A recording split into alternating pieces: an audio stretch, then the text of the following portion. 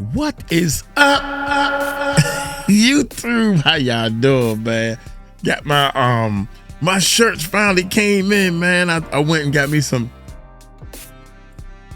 Yeah, I went and got some. I don't know. I just scrolled and looked at the picture and said, I like this one, I like this one, I like this one, man. And yeah, I think the shirt looked like money.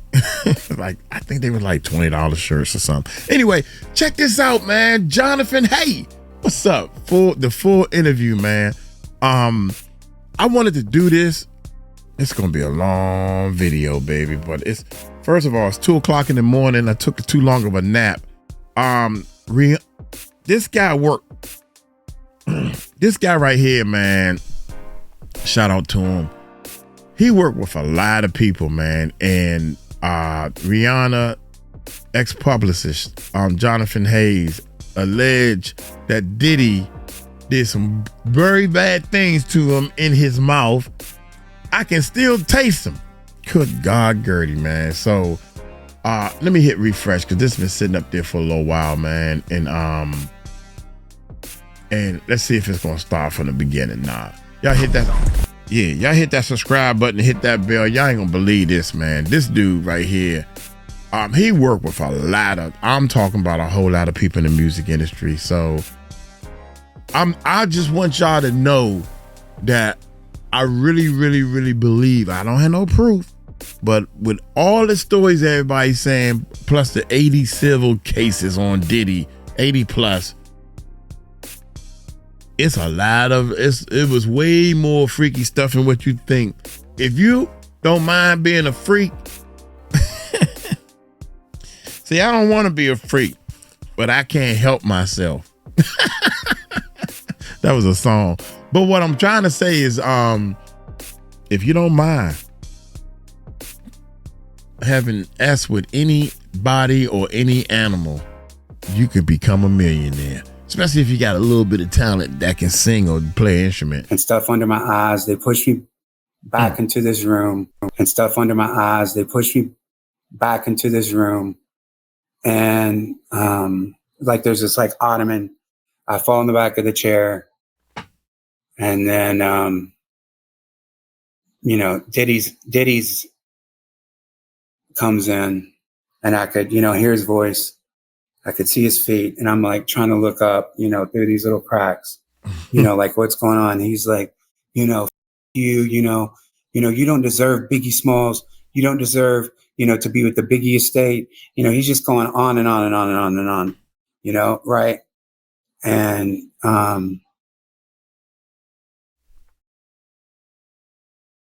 like sitting there, like tripped out because I was in a home invasion, 2 years prior to that. Right. And next thing Diddy is like putting his in my mouth. Real life.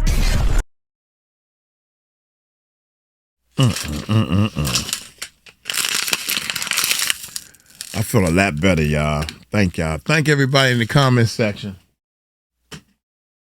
That's it. I hope you feel better, Uncle Mike. That kidney stone was killing me a couple of days ago, man. But, oh, Lord Jesus, the more water I drink, the healthier I am and the less that stone hurts. So, yeah. All right, y'all, let's get into it. Man, hit that subscribe button. Jonathan, hit that hey, man. Bell. And we're about to address a very serious topic today. First of all, Jonathan, how are you doing today? Oh, Diddy man. trial and his sentencing. But here we go. The judge made the right call. So, the judge made what he felt was the right call. So, you just have to accept it. Right. Right. There's a lawsuit. And it's the Biggie son Jay Wallace lawsuit. Here we go. Right? Are you the John Doe? Man, you oh my God. I am. He a producer, right? He does music and everything. Jonathan probably like, dang, dude, that's a terrible way to get this interview cracking. Are you the John Doe? Oh, that didn't hit. That wasn't produced right. Anyway, that's what he's thinking. Like, why? I am.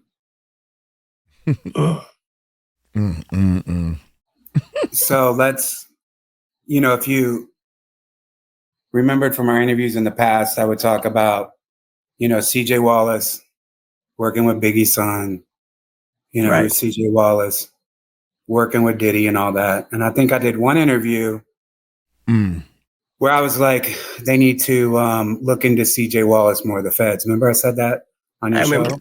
I remember that. And I was kind of like alluding to that, but I didn't obviously, go into detail about that.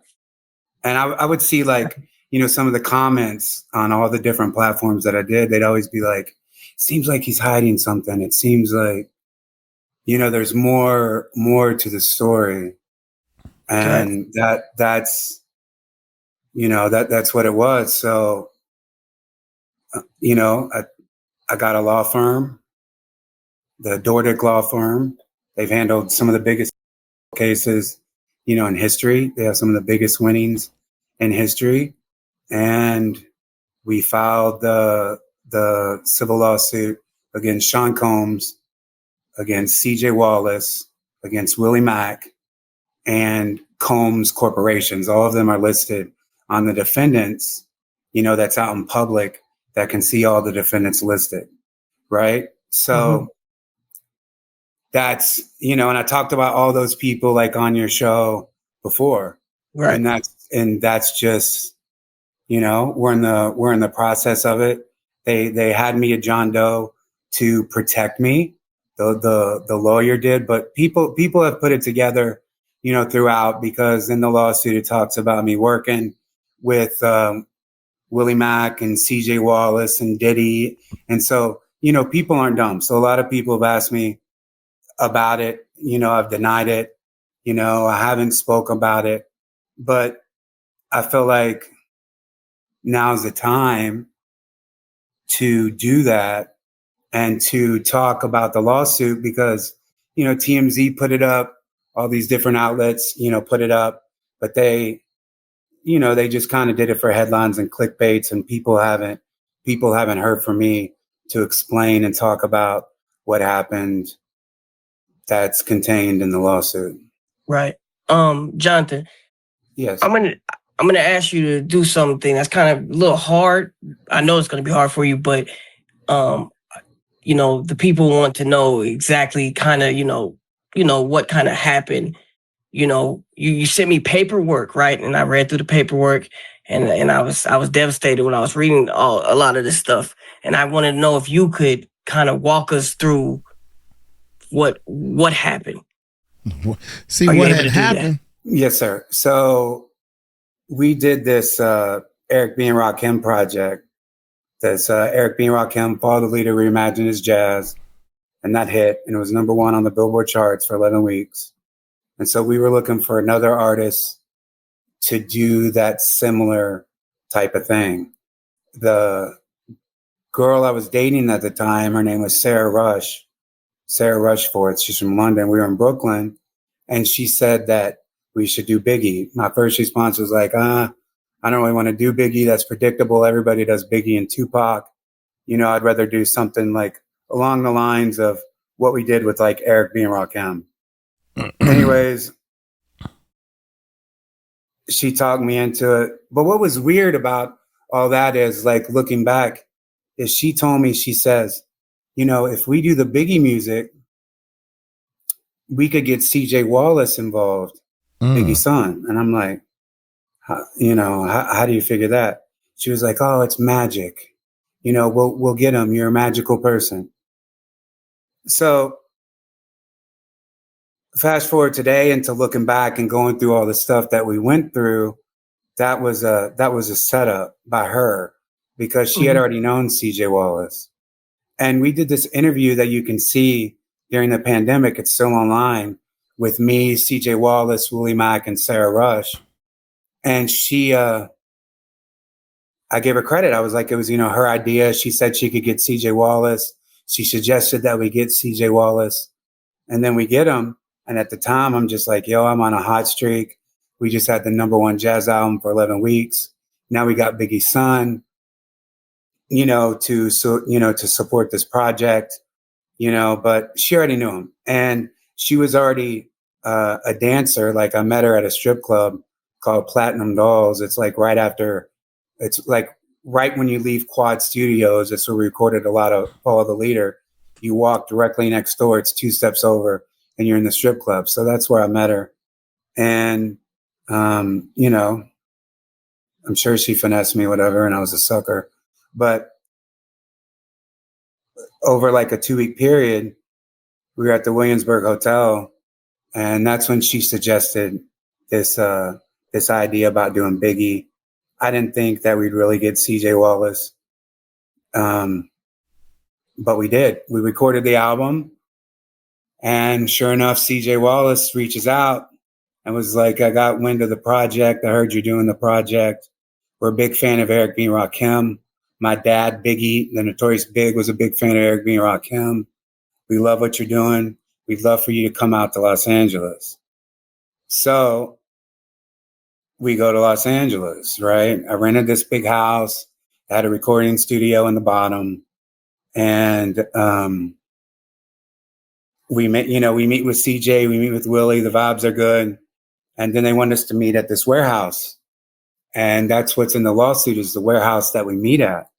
And so we're there for about 2 hours, and we're listening to the music. We're doing photo shoots, we're partying, and we're just, chilling. And then Diddy shows up, and that was unexpected, but, he showed up.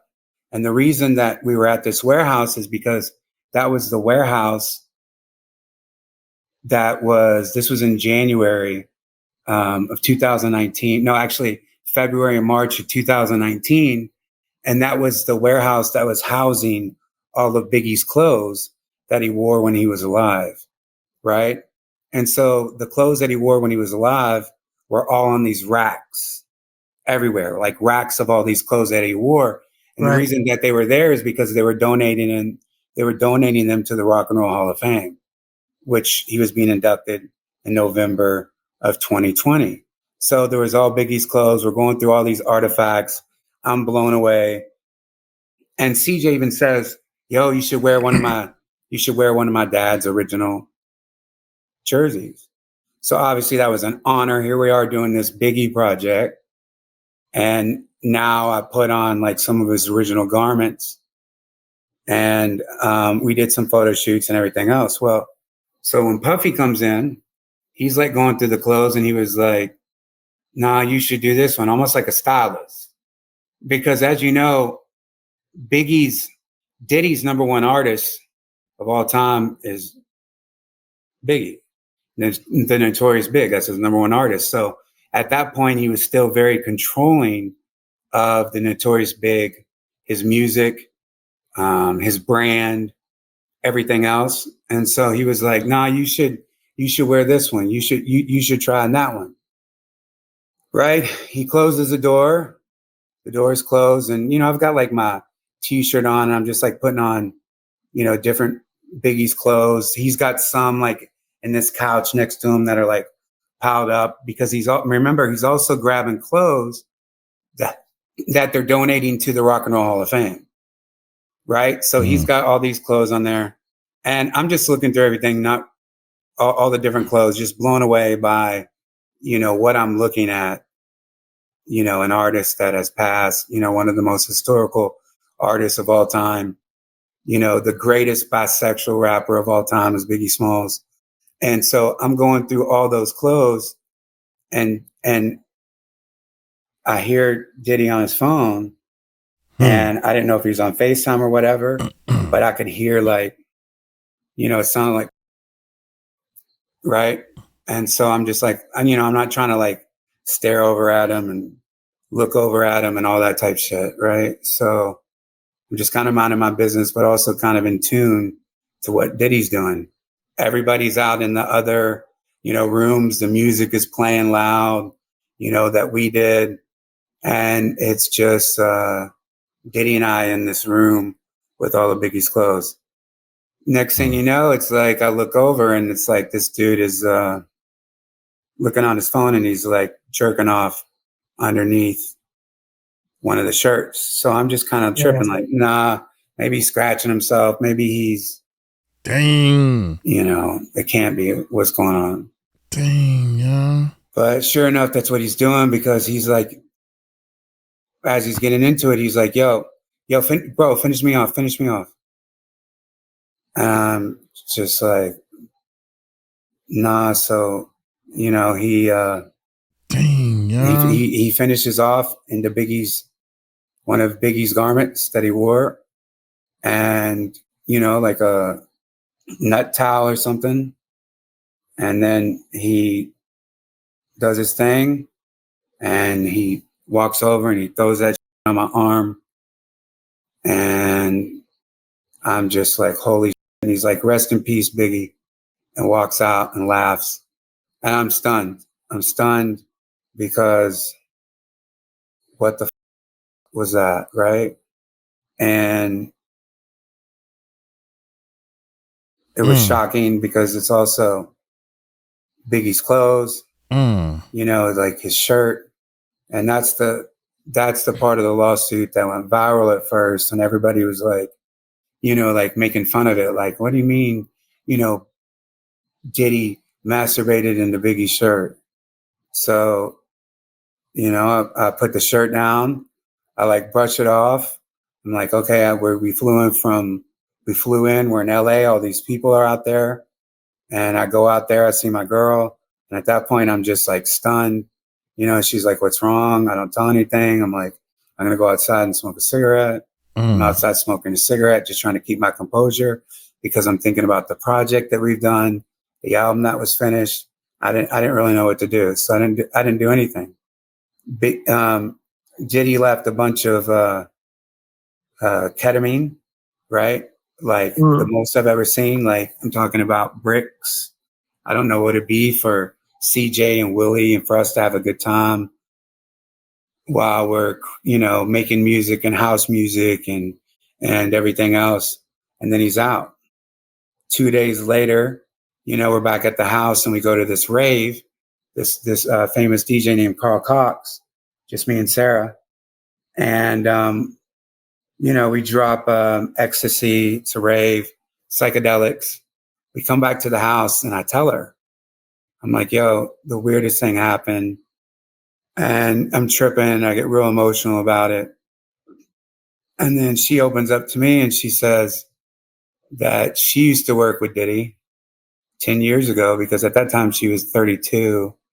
When she was 22, she used to, do private events for Diddy in London, in Tulum, and Ibiza and Brooklyn and Miami and New York. And she was just like, like cocktail serving. But obviously, it was probably more, knowing, about her past now. So I tell her, she's like, just don't say anything. I'm sorry. Let's just keep the project going. It's not a big deal. Keep it moving. So that's what we did, is because, I had invested already in the project. I'd already done all this stuff. It's about Biggie, not, Diddy's whack shit, so I didn't say anything to anybody and, kept the project going. Right. So the pandemic gets in full swing and we released the first single, Big Papa. And that goes on like Rolling Stone and Spin Magazine. Me and CJ Wallace redoing his, dad stuff. And, Diddy was like really like, controlling over what the music was going to be, what the vibe was going to be. Cause that, being totally objective, that is his artist. Right. So, right. The project gets weird. That happens. And where, the project is buzzing, I'm, put it to the side. And on the second attack, the real attack that happened is, what happened in, a year later, which is in the lawsuit, which is they picked me up. So first of all, I finally came clean to CJ and Willie. Well, I came clean to CJ. I was like, bro, this is weird, bro. This is like, this is what happened. Like, this guy nutted in your dad's shirt. He threw it on me. I just felt like I needed to tell you that because right before that, sorry, I'm all over the place, but when Biggie was inducted to the Rock and Roll Hall of Fame in November, it starts off with Puff Daddy, and he's talking about obviously inducting Biggie into the Hall of Fame. And then it closes with Biggie's son, CJ Wallace, Biggie's rock and roll thing. So I didn't want to say anything to CJ until after his dad was inducted to the Rock and Roll Hall of Fame. I knew I was going to. So I waited until after that moment. So that's why I waited until early of 2021. And I go back out to LA, and that's when I tell CJ. And I also tell him that Willie's acting hella weird because they wanted to make the project like super gay, right? They wanted to meet Frank White meets Frankie Knuckles, and they wanted to be all inclusive, trans, LGBT, all this stuff that they want to include. CJ and Willie, as I said in one of your interviews, they were like a thing. They were like, boyfriend and boyfriend. But Willie was also doing some extra like weird shit with me, and which I've talked about in some of the other interviews. And so I let CJ know, like, bro, this is what's going on. This is what's happening. Shit is hella weird. And as soon as I told him, chaos broke out. Right. And they're like, we're canceling the project. And here I am out in LA, and, so I was a little shocked. Well, then CJ calls me back a few weeks later, and he says, listen, man, I got Willie with me. We want to get together with you. The project is back on. We're going to pick you up, and we're going to film you for Revolt. And we're going to, the three of us are going to talk about the project, and we're going to get it going back in full steam. So I was like, hell yeah. Willie apologized to me over the phone, said he didn't know. He thought I was gay, even though I was with my girlfriend, even though I've never, whatever. Cause, I just wear weird or whatever. So he was like, basically I misread the room. So they picked me up, and that's what it says in the lawsuit. And they took me to a Revolt affiliated house. Right. So in the ride over there, it doesn't feel like it's just me in the back seat, CJ and Willie. It didn't feel like, the band's getting back together. We went through a fight. It just felt very, very weird. We pulled up to this White House, and when we're walking in, we start to walk into the house. And immediately when I walked into the house, I knew something was weird. There was Biggie stuff everywhere, like all Biggie's, like posters and like artwork and bad boy shit and everything else. And so these two of Puffy's, and I saw CJ's brother. His name is Josh Rousseau. That's Faith Evans' other son. It's CJ's half brother. Faith has two sons, CJ and Josh.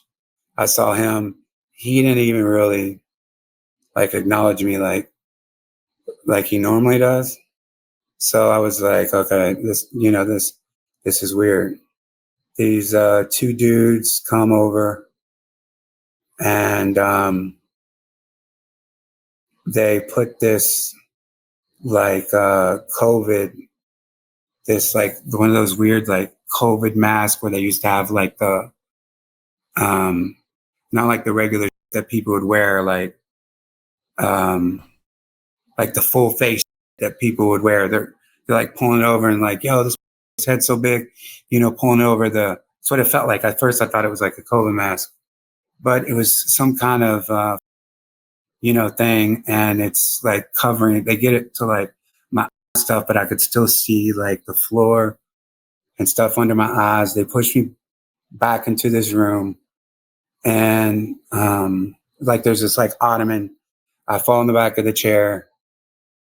And then, Diddy's comes in and I could, hear his voice. I could see his feet and I'm like trying to look up, through these little cracks, like what's going on. He's like, you don't deserve Biggie Smalls. You don't deserve, to be with the Biggie estate. He's just going on and on and on and on and on, right. And,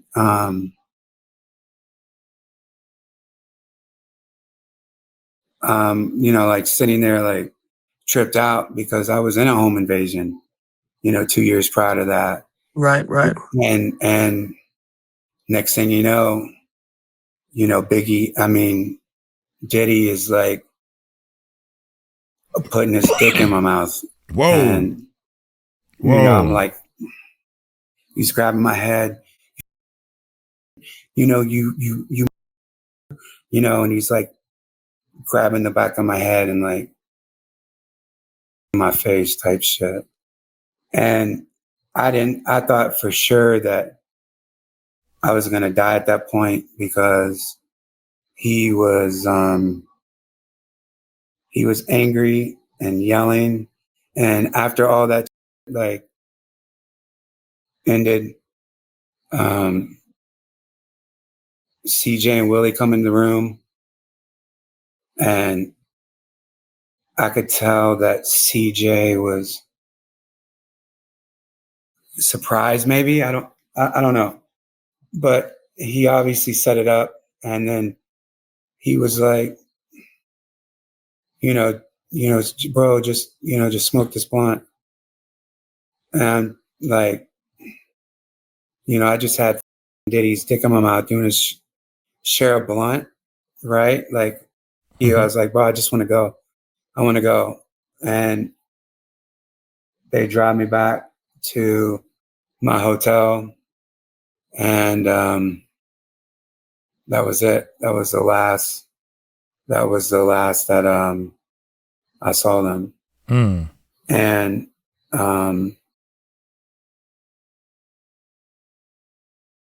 I go back to all places, Dallas, right? Because I had people in Dallas and I stayed at the Statler Hotel. I lived at the Statler Hotel for like 3 months.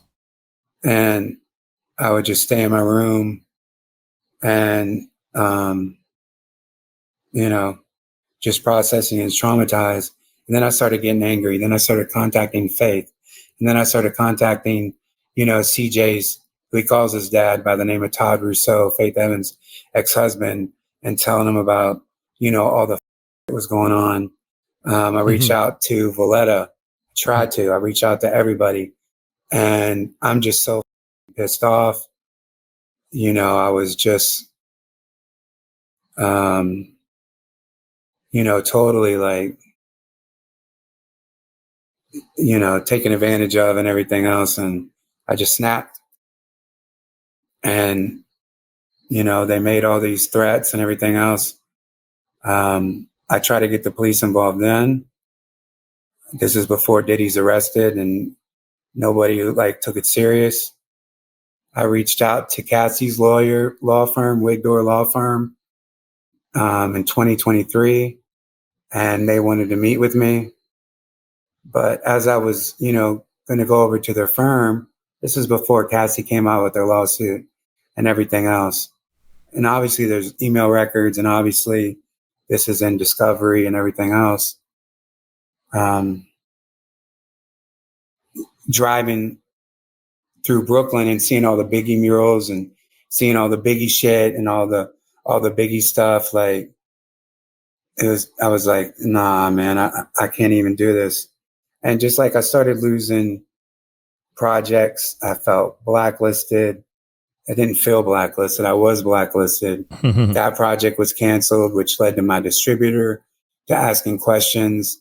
And it just caused like all this turmoil, you know? So then I went out of Brooklyn. I moved to, you know, with my girl in Inwood, Washington Heights area, you know, of New York. And I know I jumped around a little bit from, you know, I left Dallas and went to New York.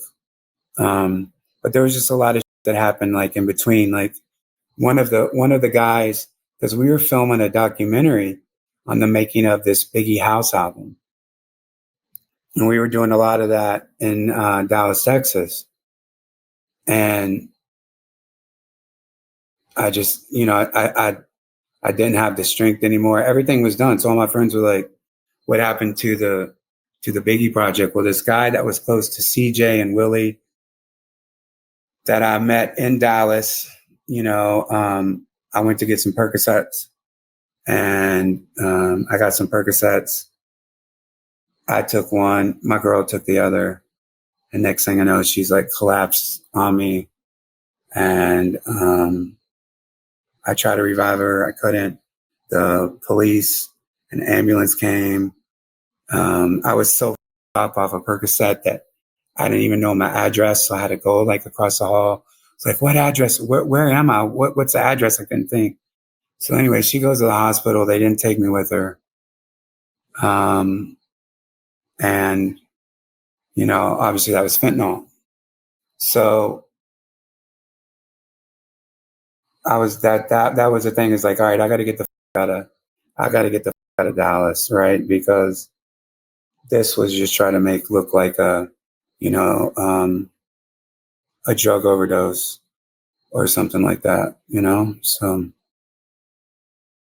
that's what happened with that. And when in 2023, when Cassie's lawsuit came out and I saw who reported it, this investigative journalist by the name of Cheyenne Roundtree, who worked for the Rolling Stone, I reached out to her and I said, I've been through incidents with Diddy myself. And so she wanted to speak to me and she was like, would you be comfortable going on record? I was like, no, I just want to, you know, just explain to this. And this is in 2023. And she was like, you know, there's a different producer who's told some of the same stories that you've told. And then Cassie's lawsuit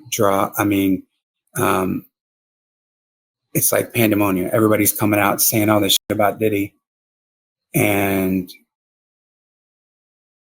then, you know, there's the raid and then he's arrested. And then once he got arrested, that's when I started doing like these interviews and stuff because I felt safe and I was so pissed off. So that's why I would come on your show and I would just diss everybody because, you know, everybody, you know, for,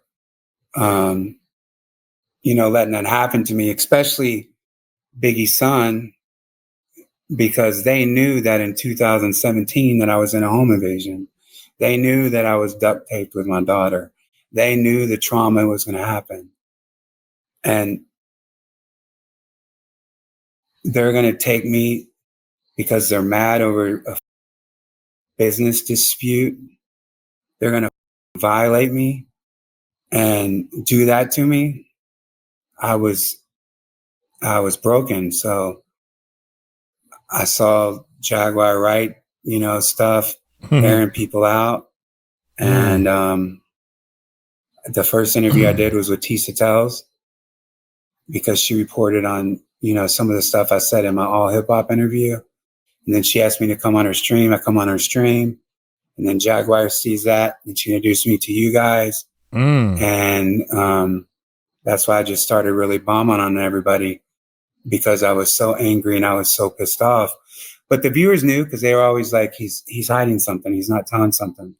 I don't know how that they knew that, but you know, that's what it was, you know? So, I know that's a lot and I skimmed over a lot of stuff. No, it's okay. It's okay, man. The courage to even talk about this, man, is man, it's crazy, man. I'm sorry all that happened to you. I'm definitely sorry about that. Yeah, but see, and that's the thing is like, my legal team has wanted me to be John Doe. Right. I haven't wanted to be John Doe. I told them I didn't want to be John Doe, but they're trying to protect me. They're trying to do its best. You know, they're taking on my project. Well, CJ Wallace's lawyer interviewed my law firm, and they cited like my interviews on your show, and they're like, he shouldn't be a John Doe. He shouldn't be anonymous. He's done these interviews with this. He's talked about CJ here. You know, we want him to come out and not be John Doe because, you know, CJ wants to clear his name because CJ's been on, you know, Shade Room and TMZ and Hot 97, you know, as being a co-conspirator, you know, with Diddy in this thing. So I'm coming out for two reasons, because fuck him, come out and speak. I'm tired of being a John Doe. I'm tired of hiding, you know, behind, you know, all this. And number two, what's more important than the civil case, because everybody's like, even on this interview today, bro, like my partners, like, you know about it. They're like, don't do this interview. It could up your civil case. I don't really care about the civil case, bro. What I care about is the criminal case. And so my lawyers hooked it up where I was to contact the LAPD.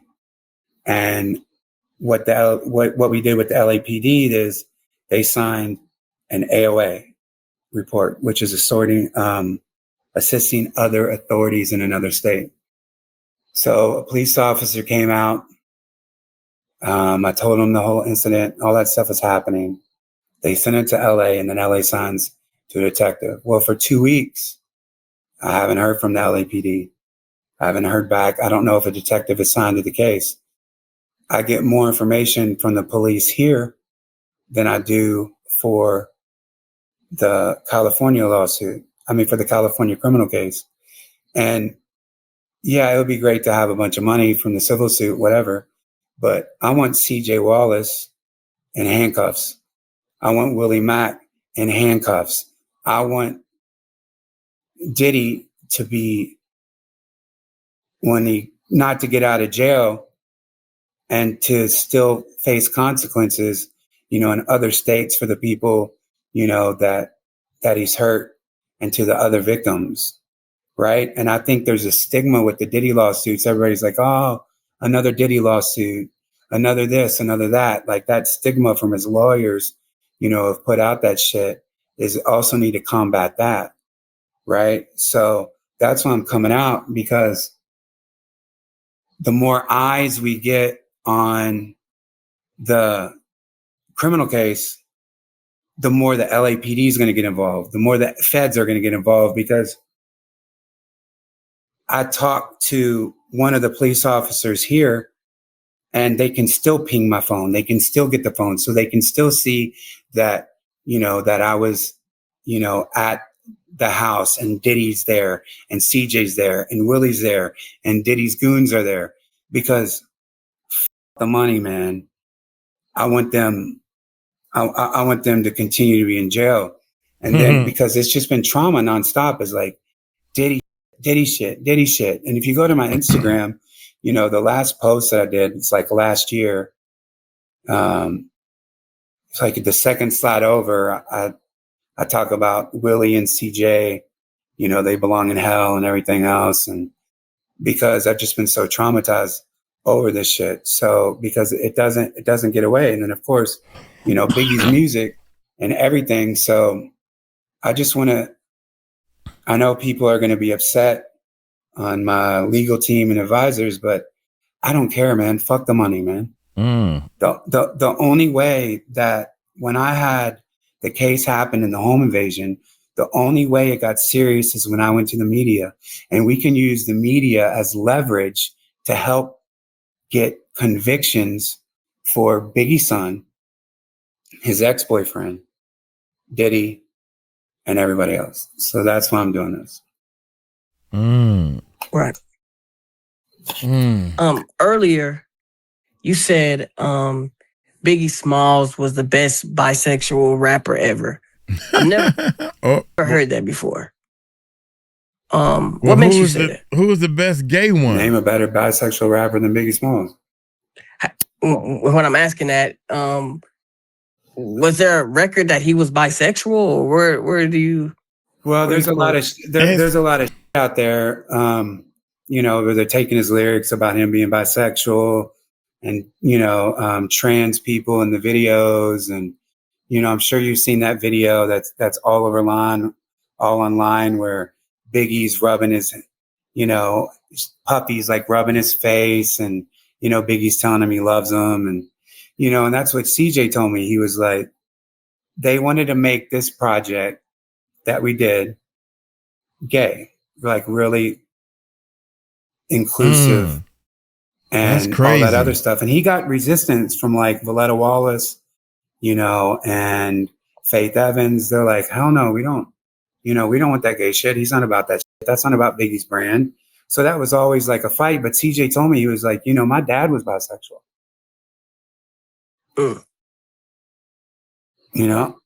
So that's why I say he's the greatest bisexual rapper of all time. And it's like, but Biggie, bro, his memory, all that stuff, because he birthed a son that set me up for another man to violate me, right? Where, like, even now, bro, 5 years later, it's like I can taste this fucker's in my mouth, bro. And it's so traumatizing, right? And I constantly like flash and relive that moment. And when I was at the Statler, I went upstairs, all the way upstairs to the rooftop. I'm sure have you guys been there? Yeah, of course. So I went to this, up to the top, and I was like drinking by myself. And I was just like, yo, just jump, bro. Just jump off, dude. Jump off. Like, that's where I was. I wanted to kill myself. One night I took a bunch of pills, and I thought, I was trying to, commit suicide, and I woke up, but that's how, like, traumatic this has been to me. So I don't really care about the civil cases, my civil case as much as I do about the criminal case, because I want to see, they say Diddy could get off in like a year and a half. So, I mean, fuck, dude.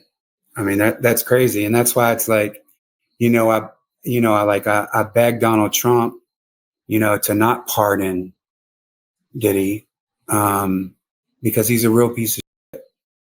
I mean, the guy threw his nut on me after Biggie's shirt. The guy, my face like a, perverted deviant, and I know people, because I've heard other things. Well, why didn't you just, bite his dick? What? But it's like, I'm trying to stay alive, dude. He has other people there. You got that right. It sure is funny how people can talk all that trash when they wasn't there. Dude, this is crazy. This is crazy, man. I swear to God. And here's the thing. Oh, he lying. You got 80 people that got civil case. I ain't got time to be telling them big lies. I ain't got time to say, you tried to R me. Nah, if I'm going to tell a lie, I'm going to tell a lie that's... Come on, man. These people, you think this man want to tell a lie about somebody else putting a D in his mouth? You think that's a lie? Lord have mercy, man. Here we go. I thought I heard like a gun click. I thought I was going to die. Obviously I didn't. Like, what am I supposed to do? I'm going to bite this dude's and then get killed? Because that's what would happen. I got to get violated more. I got to bite his and then get knocked out and then get violated more. So, I just live with it. So, and even if Trump did pardon Diddy federally, it wouldn't stop him from a California criminal case because the pardon would only be federal. It wouldn't be local.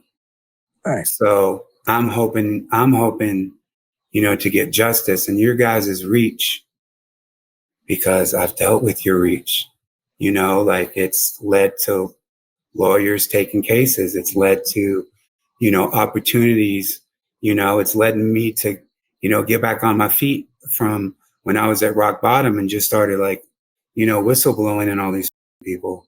Right. So I know how strong your platform is and I know how far it can go. And that's my objective here. So if the civil case gets up, okay, I want the criminal case. I want to see these people in jail. CJ Wallace is a criminal. Willie Mack is a criminal. The notorious Big Estate is complicit. Diddy is a piece of shit. He's a criminal, and look, like, check this out. Like, ever since that lawsuit came out 2 months ago as a John Doe, some of Diddy's closest people has hit me. Some of CJ's people have hit me. People I haven't heard of, right? They've hit me. So what are they asking? What are they saying? One of CJ's people is like, yo, let's meet up. How you been? Da, da, da, da. I'm playing stupid. I'm doing good.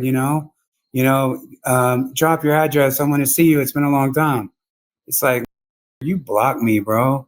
Like you were with CJ, one of Diddy's biggest artists, wanted to meet up with me and wanted to work with me. And, just like all this, like it's, like his supporters and, like all this weird ass, bro, like that wasn't happening before that lawsuit came public. So I'm not stupid.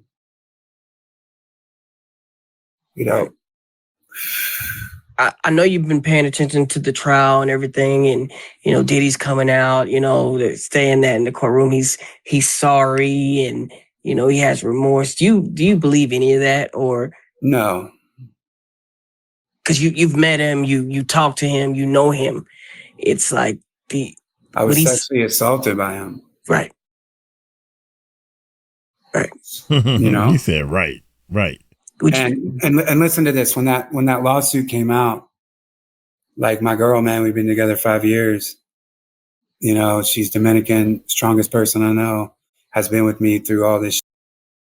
When that came out and she's reading all the news on the Shade Room and she's reading comments and a lot of people are like this and it, she actually had to check in to a mental hospital for 2 weeks because she was scared of what people were saying, the retribution that we might have. I'm sure she was, like, this is out in public that her man has been violated, so it's affected. And that's why it's like, I can't, it's not fair. And I'm just one of the victims. I know there's a bunch, right? And one of my clients is Diddy's victim, Rodney Little Rod Jones. He's one of the first people to come out, and he's the reason why him and Cassie are the reason why Diddy got indicted, because he laid out the whole houses that got raided. He was sexually assaulted by Diddy. He doesn't even know this. So the whole time I've been working with him, we did an interview with Benny Johnson. We did an interview with academics. We did an interview with ABC. He's going to be hearing this for the first time. And this is awkward because I've been real passionate about, like, his case, and I've just kept the whole thing quiet, that he doesn't know that I'm also a victim. And this is one of my closest people, right? That I talk to every day. I haven't, it's been like, it's just been something that's eaten alive. I was asked to be a part of the 50 Cent documentary. I didn't do it. I didn't do it because it would compromise, being the John Doe. So I've been quiet. I've done all this stuff, but there's no cops calling me back. There's no LAPD contacting me. There's no detectives, asking me questions, about the case. There's none of that going on. So it's like, okay, being quiet for what? There's two people out there that need to be in prison, Biggie's son and Willie Mack, and Diddy needs to face criminal charges in California for what he did to me. Right. Did you discuss any of this with Jag when you first met her? You never. So she had no idea about this. Nobody's known. That is, man. To hold this in for this long, I know that has to completely weigh on you. Like, just my people at the time, right? But they're gone because once I lost that project, the Biggie project, it's like, wow, all my friends are gone. All these people are gone, because it was when I went to New York, when I met that stripper, Sarah Rush. And I asked the lawyer, I was like, when I met that, can you add Sarah Rush to the lawsuit because I believe she's complicit? They're like, no, we have everybody. Everybody's been served. Diddy's been served. CJ's been served. Willie Mack's been served. All of Diddy's corporations have been served. Everybody's been served on the case, but they didn't add Sarah. And I feel like, she needs to face, the music as well. All right. If you could talk to them right now, and you could face them right now, what would you say to them right now what would you say to them, all three of them?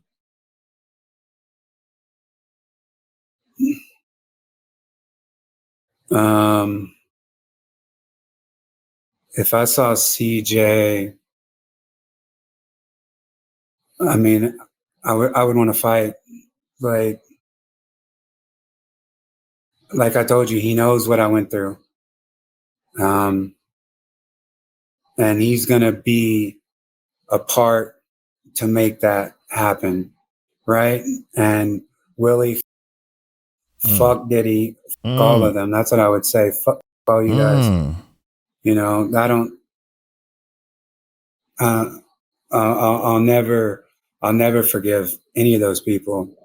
And you know what? Like after the lawsuit break, I know it's your people, but like Gene Deal, like he went on the Art of Dialogue, and he's talking about my lawsuit, and he was like, "Oh, this is some, they're just going after CJ's money, because see, the Biggie estate after Valletta died earlier this year, CJ Wallace and Faith Evans and CJ's sister, the three remaining members of the Biggie estate, they sell 50% of Biggie's catalog to Primary Wave Music.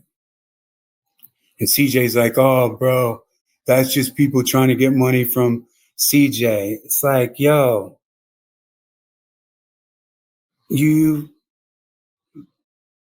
Gene Deal can, too, because how the f is he going to speak on my case when he doesn't know me? How's he going to act like, he wasn't around CJ. He wasn't around Willie. He wasn't around Diddy. He wasn't around when we were doing that project.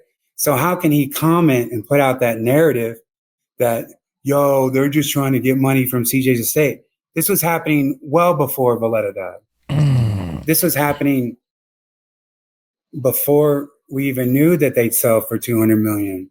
So to me, it's just like, all right, this ain't even credible. I know it's your people. I don't mean to shit on your people, but him for trying to discredit, my lawsuit and my trauma, for what I went through. Understandable. You mentioned CJ, you would want to fight him, right? Yeah. Do you feel CJ, you feel like he betrayed you the most, right? Because you confided in him about the stuff, and that's why it bothers you the most, right? And this is his father's music. Right. And this is his project. And he's the one who brought it to the estate. And he's the one that made, because he is the estate. He's the one that got the estate involved. He's the one that brought Diddy in. He's the one who made all this happen. After knowing what I went through, after knowing the trauma that I've been through, he still does that. That's why it's like, him.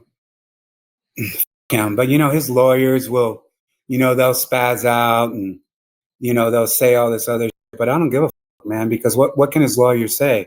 We have a criminal investigation, hopefully, because we filed the reports here for the AOA, assisting other agencies report. So the police will be able to ping phones still. The police will be able to investigate the claims. And here's what's bugged out is like, so CJ's lawyer, like I said, he cited some of your interviews. He said that CJ quit the project earlier that year. But it's like, all right, dude, why is CJ doing an interview with Variety talking about our project, talking about me and Name in November at the Candy Pin's house in Los Angeles?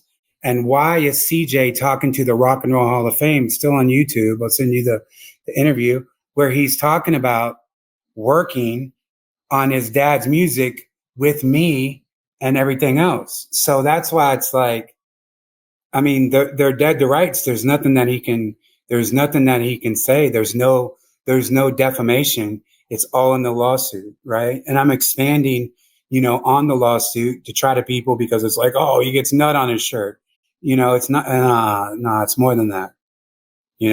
All of Biggie's clothes were because they were being inducted into the Rock and Roll Hall of Fame.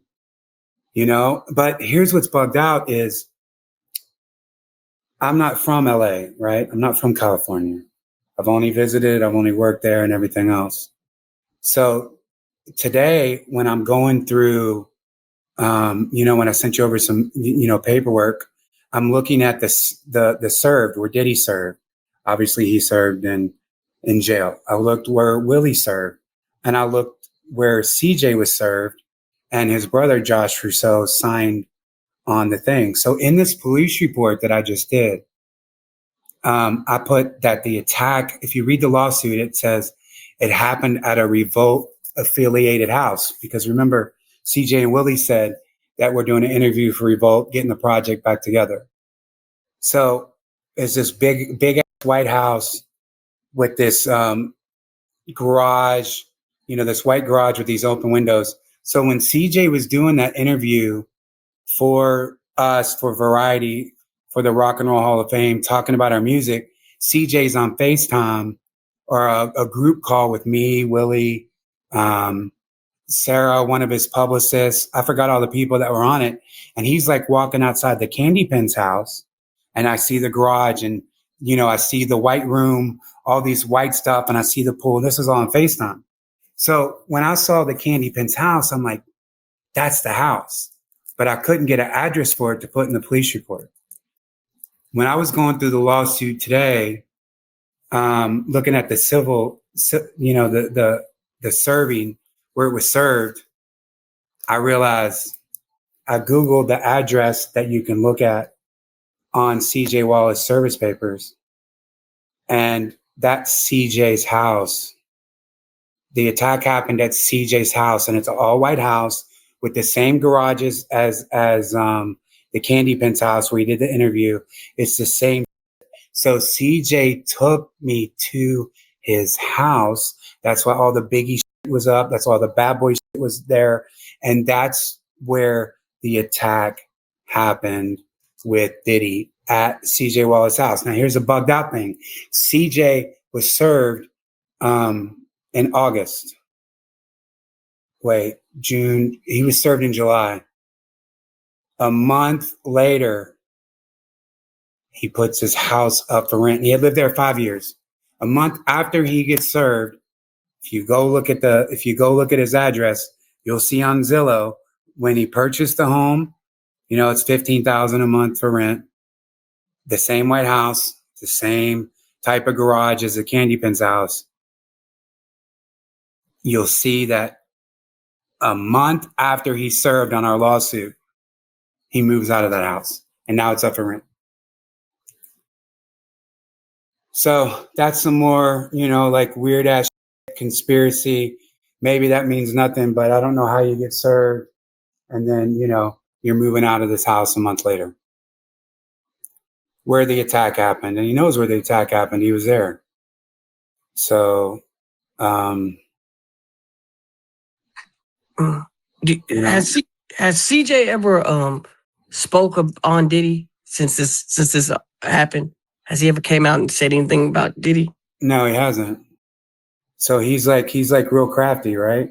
And he has, but like a few years ago, he did like a VH1 documentary, like about the parents, where it was Diddy's sons and Biggie's sons. They did something together at Valletta Wallace's funeral. King Combs was there. Him and King Combs are like super close. Like when I was in New York, when I was in LA, and we were doing, we had met with the estate and we had met with everybody.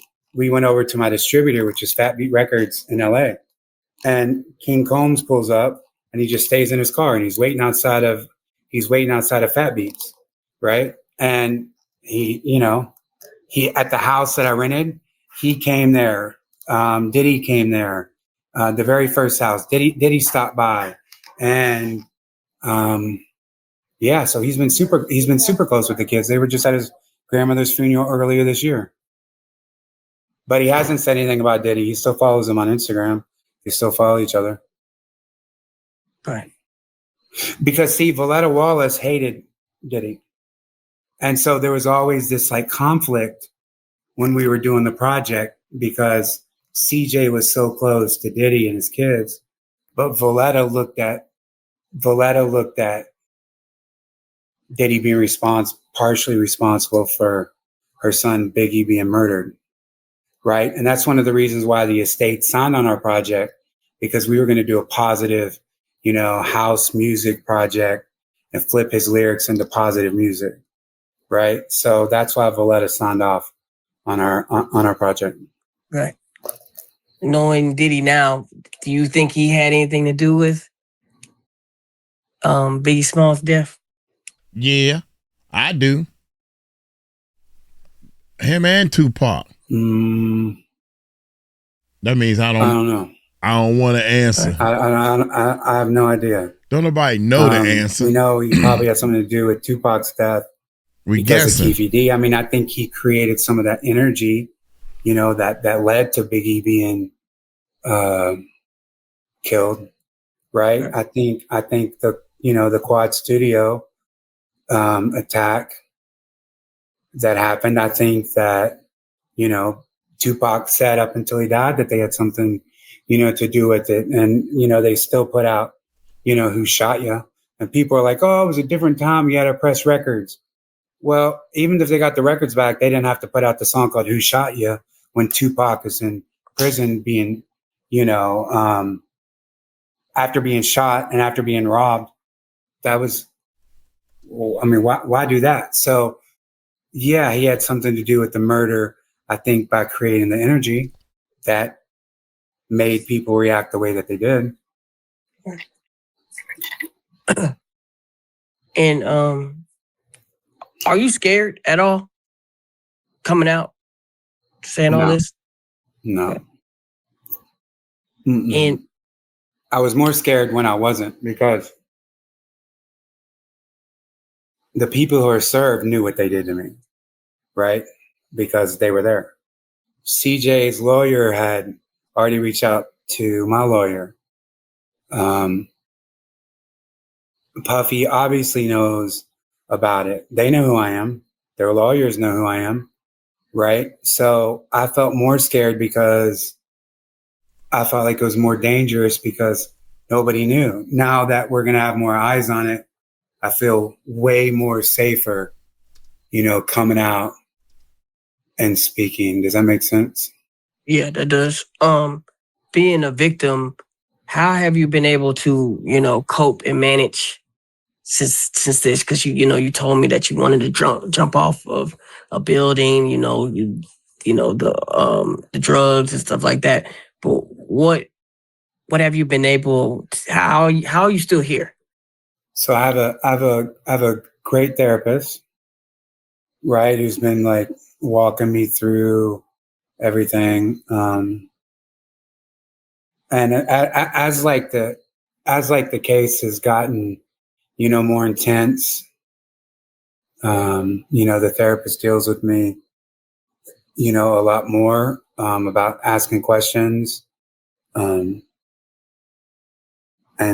just communicating with, with her, constantly, and my girl. But it's been like, once a lawsuit came out, and, it's been weird because, you saw all the stuff that I was doing. Now it's like, I was like silenced. I couldn't really speak because I would just get on these interviews and like bleed out and like, talk about like all the trauma and shit that I've been through. Right. Right. So it was like for me, to do these interviews. Right. And I know the last one we did, I ruffled some feathers, about the Johnny Depp stuff. Right. But see, here's the thing about that is, Johnny Depp's nephew, the guy Billy Rassel that I spoke about, he was there. He was there at the house that I rented. When at the hotel that I was at, where CJ and Willie picked me up, was a block around his uncle's house. Johnny Depp was working on. Johnny Depp was so close to the Biggie estate because of that movie that he did, City of Lies, and Valletta Wallace is in it, where, they're talking about the $400 million lawsuit, against the LAPD.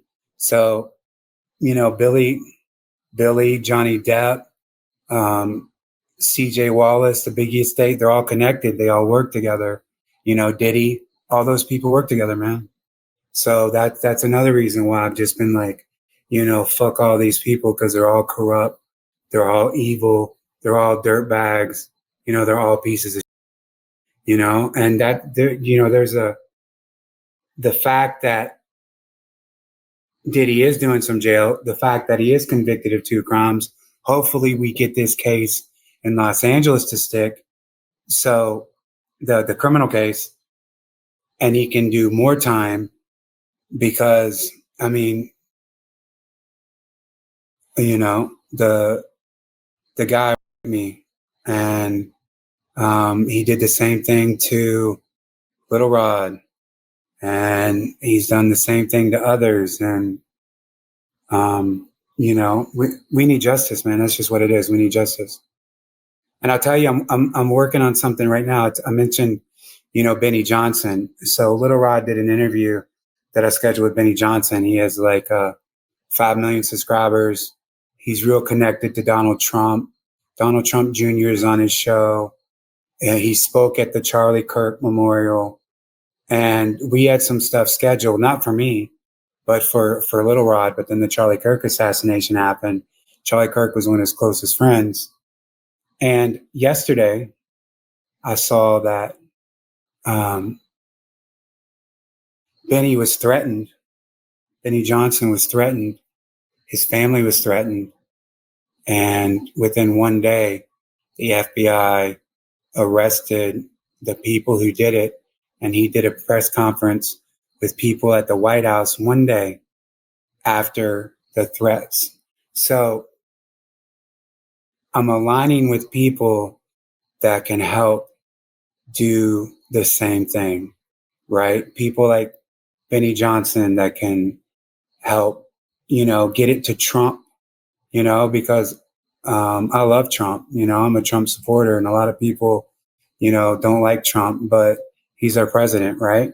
So if we can get Trump to, look at my case, if he helped, his administration helped Benny Johnson get an arrest in a day, maybe he can do the same for us. Right. Well, Jonathan, man, I'm glad that you had the courage to come out here and tell your story. Just know, here at Real Life Street Stars, it's always a safe place for you to say your thoughts and what you have going on at all times. Right, bro, I appreciate that. And you guys have, I said this before, on the last one, you guys have really, changed my life, with your platform of, putting me in that position where lawyers and documentaries and people are reaching out to me to able to get justice, because I couldn't get justice for 3 or 4 years. Right. So right. As always, I'm so appreciative to Jaguar Wright, who introduced me to you guys, because if it wasn't for you guys, I probably wouldn't have this lawsuit. I probably wouldn't have, anything that I have right now. So, bro, you guys have changed my life, have saved my life. So, I thank you guys. All right. Man, immensely,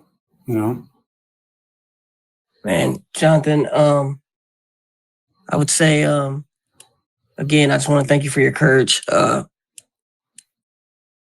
We'll be looking forward to hearing from you again. And just thank you.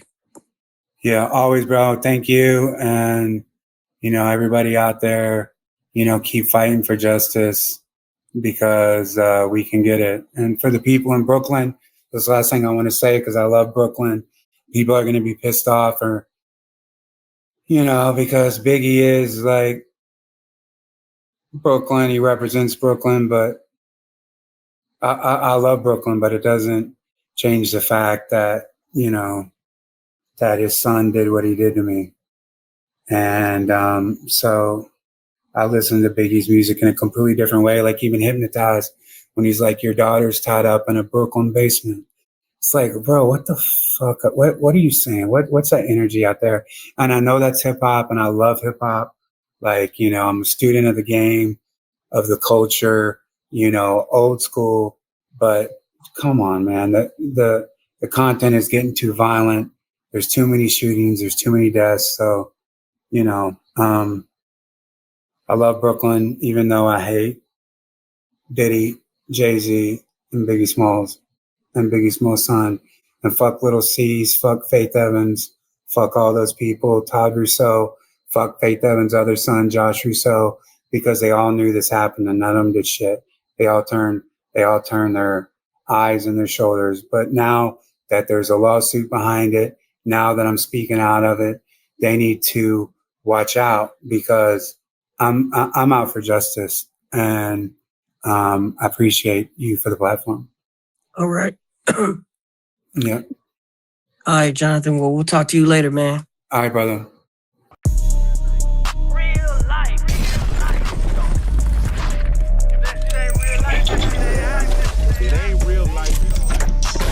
Looking for my mouse. God, dang, my hand itching. Oh, if the back of your hand itch, does that mean money?